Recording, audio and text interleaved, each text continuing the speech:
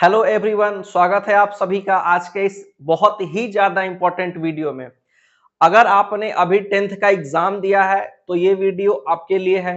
अगर आपके बच्चे ने अभी 10th का एग्जाम दिया है तो ये वीडियो आपके लिए है।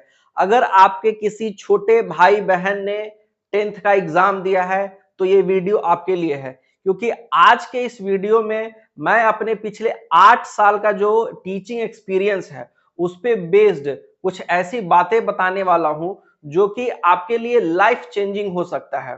आपके बच्चे के लिए, आपके भाई के लिए, आपके बहन के लिए एक लाइफ चेंजिंग मोमेंट हो सकता है। तो आप लोग जो है इस वीडियो को बहुत ध्यान से, और बहुत सीरियस वीडियो आज का होने वाला है, जिसमें किस तरह से 10th का एग्जाम देने के बाद कुछ बच्चे होते हैं जो कि साइंस प्रेफर करते हैं, कुछ बच्चे होते हैं जो कि आर्ट्स प्रेफर करते हैं, कुछ बच्चे होते हैं कॉमर्स वाले।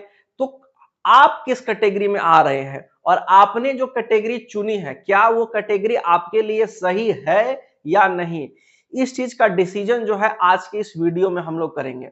और आप उस वीडियो से एनालाइज करके खुद को ये देख सकते हैं कि आपने जो अपने लिए डिसीजन लिया है, अपने लिए, अपने करियर के लिए जो आपने फैसला किया है, अपने बच्चों के करियर के लिए जो फैसला किया है, वो किस हद तक सही है या उसमें कुछ चेंजेस करने का आवश्यकता है, क्योंकि अभी वक्त बहुत है इसमें।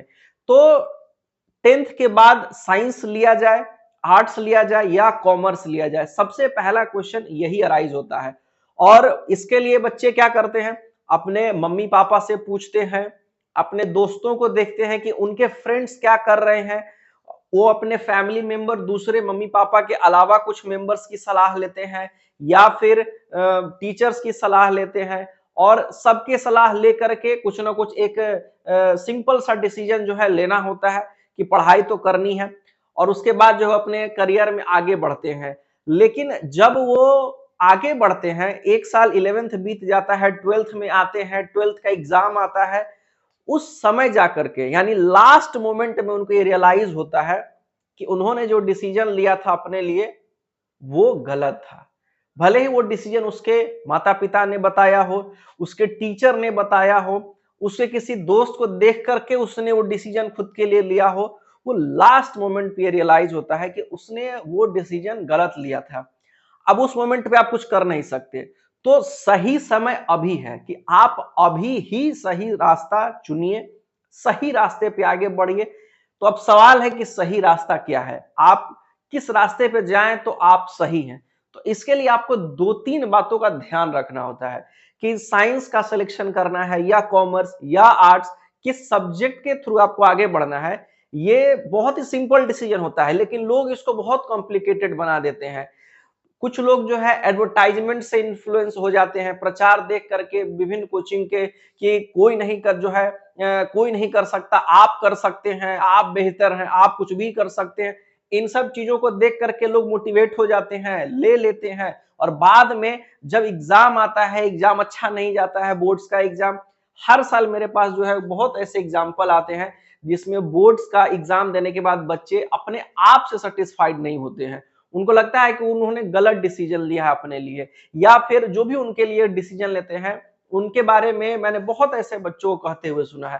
तो आपसे ये गलती ना हो, इसके लिए बेहतर ये है कि सबसे पहले अगर आपको कुछ ध्यान रखना है तो वो आपका इंटरेस्ट, ये सबसे ज्यादा जरूरी है कि किसी भी सब्जेक्ट में आपका इंटरेस्ट है कि नहीं है।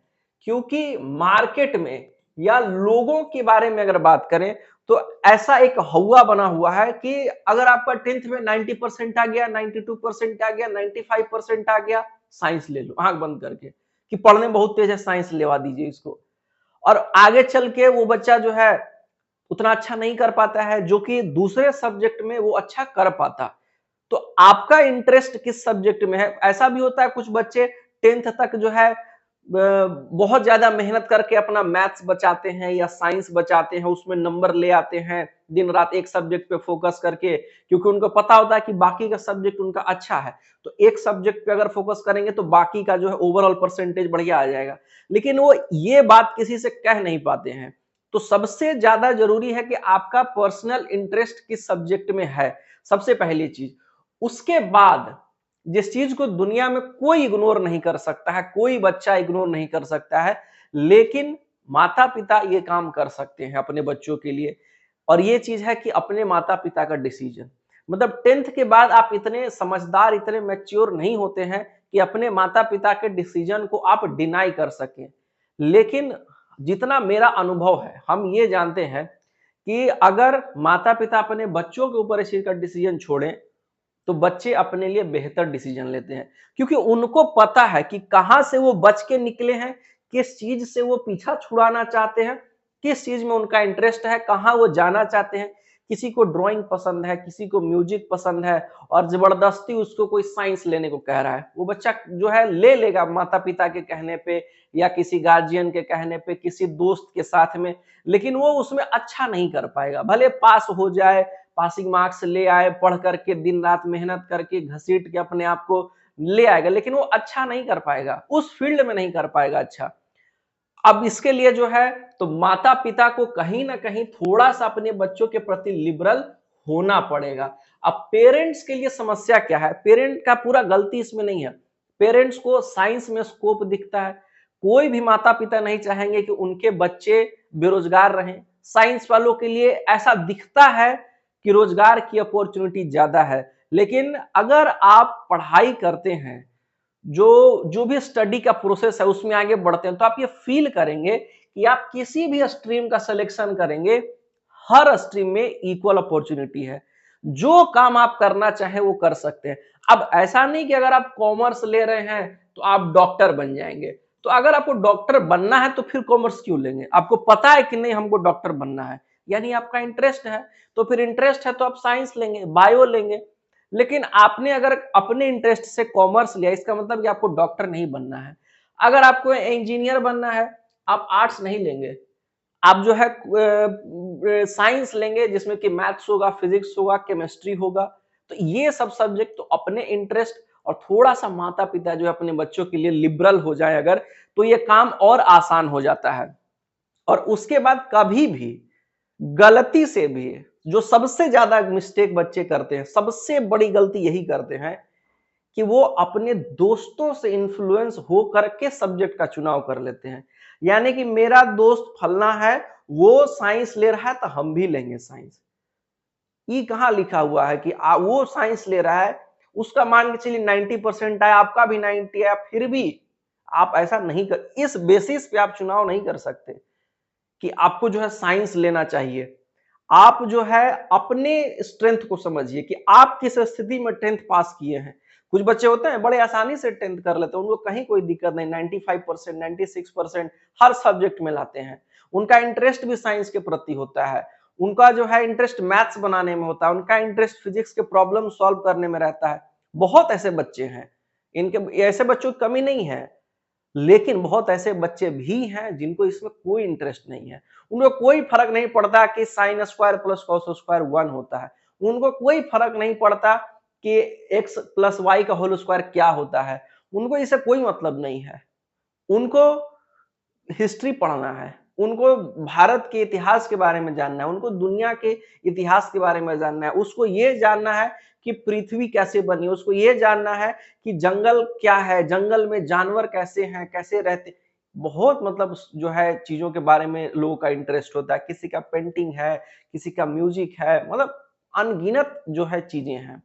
लेकिन हम लोग क्या जो है भेड़ चाल में फंस जाते हैं और उस चक्कर में अंत में खुद को फंसा हुआ महसूस करते हैं। एग्जाम आता है, जो है डर के हे भगवान पास करा दीजिए, सब तरीका से जो है पास होते हैं, फिर जो है जबरदस्ती कहीं बीटेक में प्राइवेट इंस्टीट्यूशन में एडमिशन ले लेते हैं, पैसे दे करके 8 लाख 10 लाख रुपया इन्वेस्ट करते हैं, आउटकम कुछ नहीं होता है, उसका आउटकम जीरो। अगर जो है उस पैसे से अगर आप कुछ नहीं भी करेंगे तो उससे बेहतर आउटकम आपको बैठे बैठे मिलेगा।